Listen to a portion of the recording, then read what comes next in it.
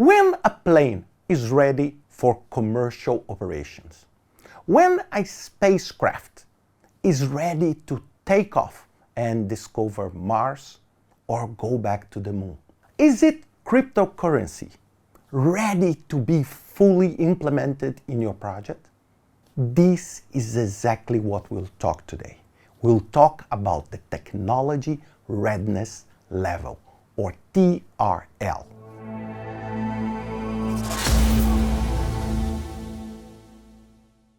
One of the biggest challenges we face today is when it's the time for us to adopt new technology and use them in our project. For example, all of you have seen the garden hype cycle. And this graphic shows how in fashion, if I can say, a technology is. So there is this hype moment, then there is, I would say, some fading moments up to the technology is mature in terms of use and in terms of belief. But this is much more about how fashion, how much people are talking about it. But is it the technology really ready to be implemented? Let's suppose you are doing a software development or you are developing a new web tool. Should I use that language that was just released? Should I use a language that is more stable development language? Or should I use an alpha version that was just released? This is all about the concept of technology readiness level, or TRL. This was developed in the 70s by NASA to exactly frame when a spacecraft or when a space operation is really ready to be implemented. After that, the European Union started using this, and in 2013, it became an ISO norm. The TRL is divided into 9 levels. The first level is the initial one, where I would say the technology is still very cold, until the level 9, when the technology is really ready to be implemented. And in this chart, I want just to go and explain and give you some examples related to the cost to achieve and the risks. So let's start with level 1. Level 1 is when a basic principle is observed. This is absolutely in a scientific area. So someone make an observation, or someone create like the paper on Bitcoin. You create the idea and say, look, maybe this can work. Most of the time, these are paper-based studies showing the technology-based properties. And here some papers, some studies are published in a conference and this. Of course, the cost to achieve is very low. Most of the time, it comes from the brain, it comes from the study of the researcher. But at the same time, the risks that this will not work are extremely high. So my question to you is, should you use something that is in such an embryonic state to develop your project?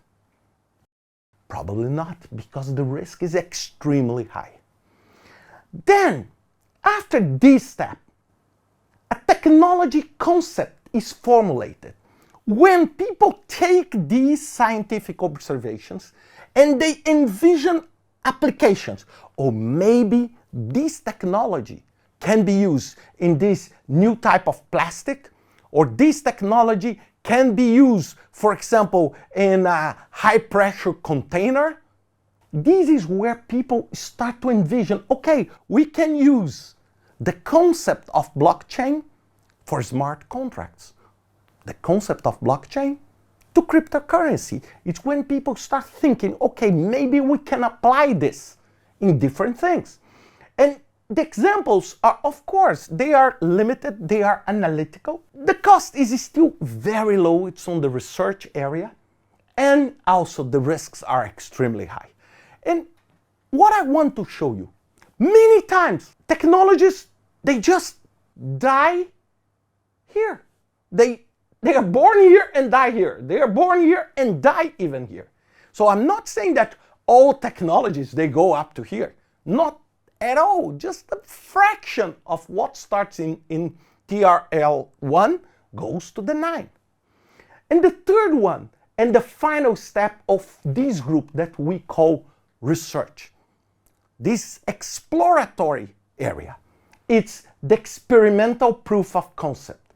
It's when really active research, then when universities, they put a group of people, they put some resources, and they start actively researching and development. Most of the time here, they do this in lab. They try to research this in lab. Okay, I want to study a new type of concrete. If the technology is at level 3 of this new concrete, should I use it to build my new house? Probably not. Why? Because the risk is still very high. It's so new that is very risky. And here, it's a low cost. It's not very low because, of course, here you are using labs, so you need to do some research, so probably you need some machinery, probably you need some software. So on this case, on this stage 1, 2, and 3, you are on this research. So if I tell you that, okay, this new technology is on TRL 2, what do you need to understand immediately is that someone is already thinking about potential applications of this technology. This is still on paper. People have no clue yet if this will become useful, and the risks are very high, and people did not spend a huge amount of money on it. So when you see this level 1, 2, and 3, we are talking about research, and this goes up to here. And this is why I love this thermometer, because it goes from this red, means you should not move forward because risks are high, up to, I would say, a dark orange here. Now, let's go to TRL number 4. It's the technology validated in lab. Look, this I'm including some measurements, but at the 4, we are validating, we are designing, we are creating some examples that may include analysis of the technology, and these results, they will provide some evidence that that technology may achieve the performance you expect. Just a simple example. Someone thought about a way of combining the elements to make concrete in a different way. So instead of using water, using something different instead of water to create a lightweight and extremely strong concrete and cheap one. Then someone think, okay, what would be the potential use of that? Is it a benefit for the society to have this concrete? What will be the key aspects of this? Then someone say, okay, let's start investigating the properties of this concrete. This is stage 3. Stage 4, it's when someone say, okay, let's really put in the lab and validate, okay, let's produce a piece of the concrete and let's compare this piece of the concrete, this new concrete, with the concrete we already have. And let's see, okay, is it possible to achieve? Is it easy to make? Is there any side effect on this process? So this you are validating. But are you building something? No, not yet. Okay, you are doing a more advanced research on that topic of level 3. And this is the first stage of the development group. And of course, now the costs, they are not extremely high, but they are far higher than these 3. And the risks goes from extremely high here to still very decent risks. Then when you move, number 5, it's when you validate the technology in a relevant environment. Relevant environment. This is the key aspect of TRL number 5. It's when reliability of technology increases dramatically. And it involves validation of the technology using simulation. So when you really, okay, let's test this concrete. Let's put weight. Let's see if the concrete resists. Let's see if the weight is enough. Let's see if this concrete resists to be applied in a bridge or in a construction. It has the performance I expect on that. So now you are moving forward. And now, look, you are starting to spend more money, right? You are starting to spend. And the risks are still quite high.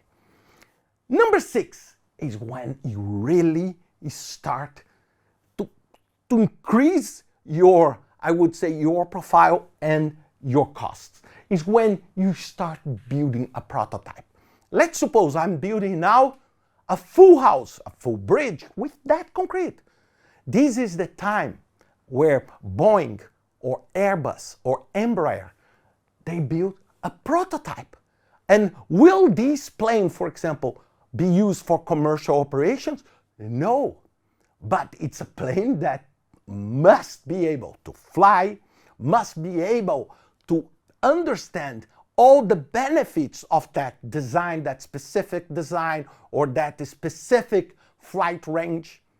So here you are looking the fidelity of the technology, and this is where prototypes are built.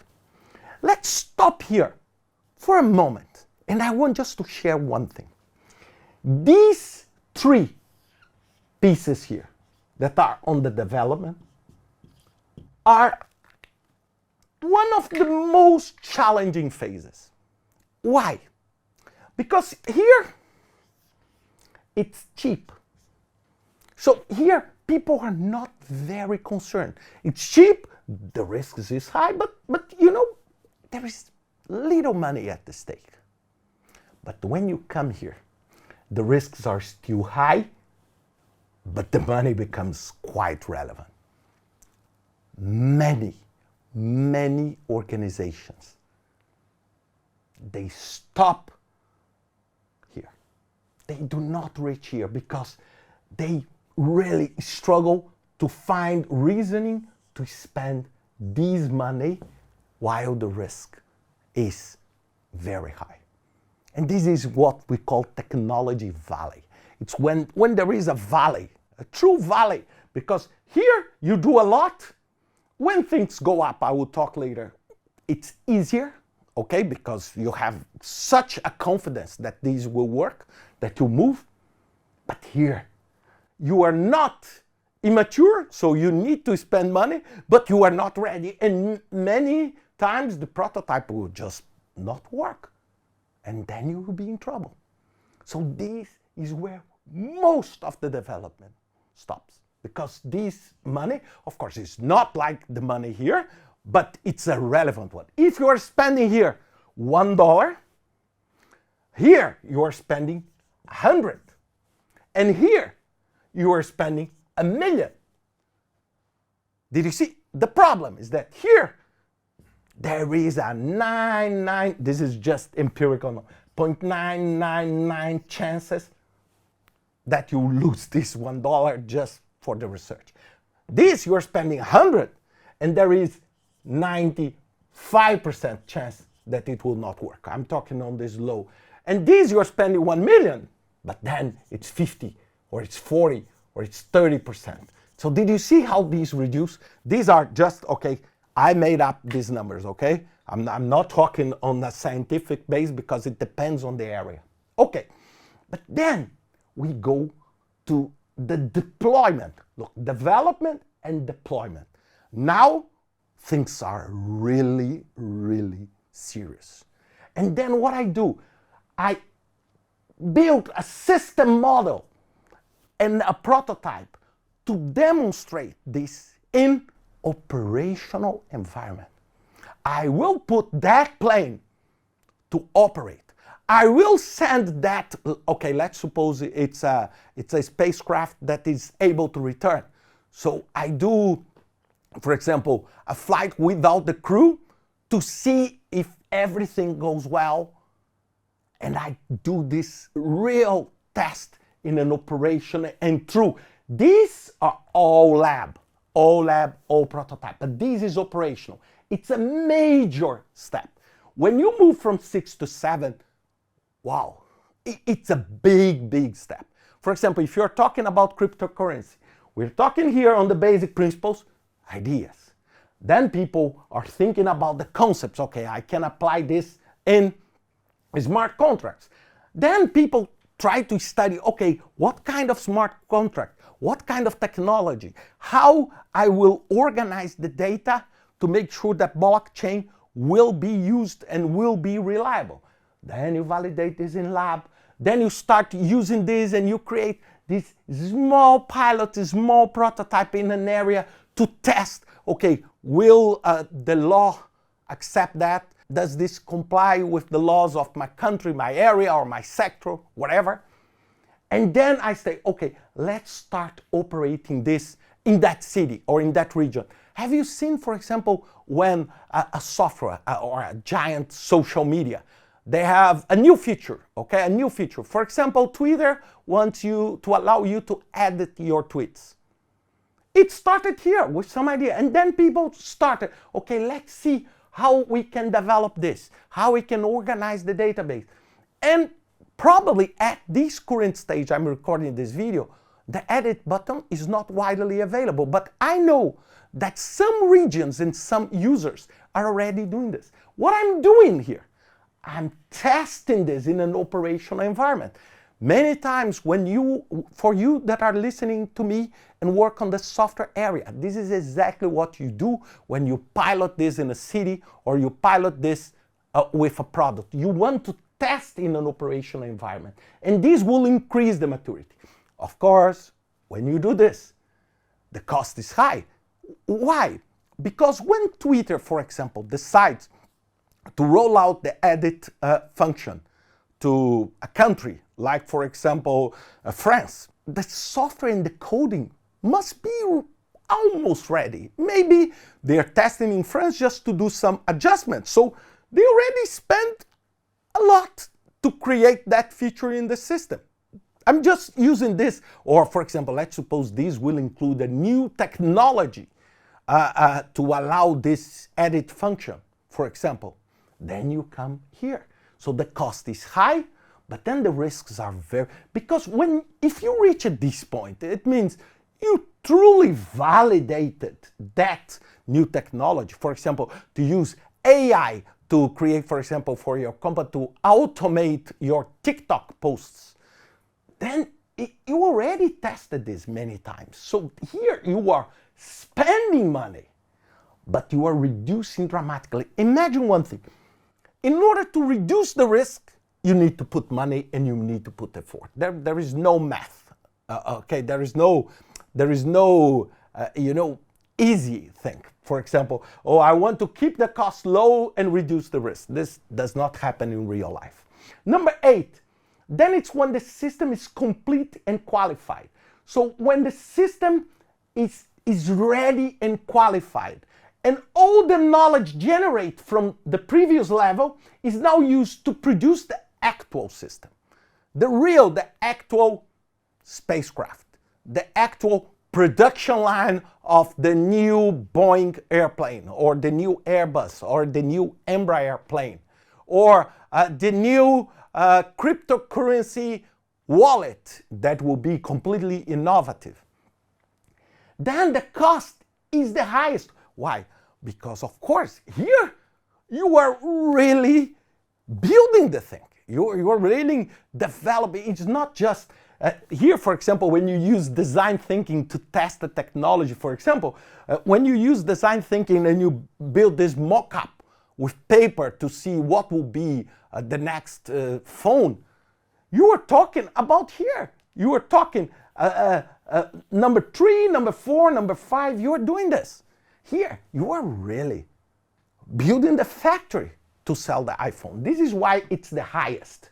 And then on 9, last but not least, it's the actual system is proven in operational environment. So the system model the technology is ready to be operational, to be used, and to be developed. So other people, you can sell it, other people can use. For example, when you have a technology for the bank, for example, the automatic transfer of funds for those from Brazil using this is what we call the PIX, P-I-X. That is an automatic transfer of money. So the basic principle, someone started, how we can do that? Then they start validating. It took years up to have this proven operational and widely available for our banks. And this is a change in technology. Of course, here, what's the difference between high, highest, and high? This is all very expensive, okay? Talking about technology. I'm saying comparing to this. But this is the highest one. Because here, you are using it. People are using, so you are now almost in business as usual operation. You are just transitioned to that new technology, and this is where most of the money will come from. Let's suppose that you are selling this technology. And this is why I put from TRL1, that is the red light, because you should never sell something when the maturity is 1, unless you want to sell them a PowerPoint slide, okay? You need to move up, and then this red becomes yellow and becomes green. This is where the sweet spot is. Why I recorded this video? Because when you are managing a project or developing a project, it's critically important that you understand, okay, I want to use NFT. I want to use smart contract, or I want to use anything on this Gartner hype cycle. I want to use machine learning or a specific algorithm for machine learning. You need to understand, okay, how ready is this technology? Is it really at the very early stage, or it's very developed? And look, there is no miracle here. From here to here may take 6 months, may take 100 years, or may take forever. Maybe when you come here, you see this does not work. And it's over. And it's over. My final comment. Do not mix two concepts, readiness and fit. You may have a technology that is absolutely ready, TRL9, that is not fit for your organization and your project. So do not think that because the TRL is high, that is a perfect fit. Fit is one thing. Fit is the amount that that technology will contribute and empower your business or your project. TRL is how much that specific technology is ready to be used by people. Always think about that.